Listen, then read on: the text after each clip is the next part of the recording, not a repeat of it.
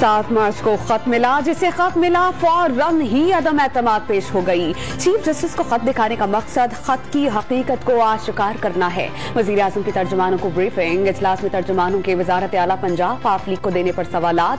बड़े मकसद के उसूल के लिए मुश्किल और बड़े फैसले करना पड़ते हैं। काफ लीग को वजारत आला देने का फैसला सोच समझ कर किया, इमरान खान का जवाब। वजीर आजम ने बलोचिस्तान अवामी पार्टी के नाराज अरकान की वापसी की उम्मीद दिला दी।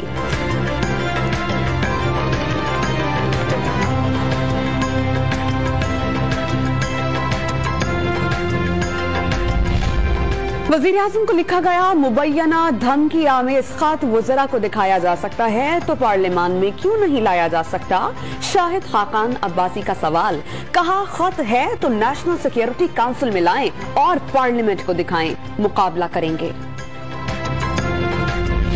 वज़ीर आज़म धमकी आमेज खत चीफ जस्टिस सुप्रीम कोर्ट को दिखाने पर तैयार। मुरासले में 2 टोक लिखा है कि इमरान खान वज़ीर आज़म रहे तो संगीन नताइज निकल सकते हैं। वफाकी वज़ीर असद उमर और फवाद चौधरी ने खत तहरीक अदम एतमाद के पीछे बैरूनी हाथ का सबूत करार दे दिया।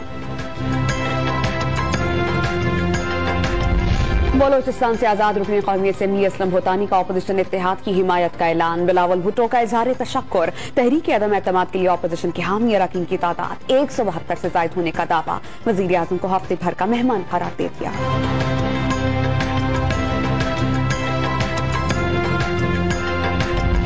चौधरी परवेज इलाही की वज़ीर आला पंजाब बनाने के लिए काफ लीग के तरीन और अलीम ग्रुप से राबते। तरीन ग्रुप के रफाकत अली शाह गिलानी ने मुलाकात करके हिमायत की यकीन दहानी करा दी। अलीम खान के तर्जुमान मियां खालिद महमूद ने मुशावरत के बाद जवाब देने का कह दिया।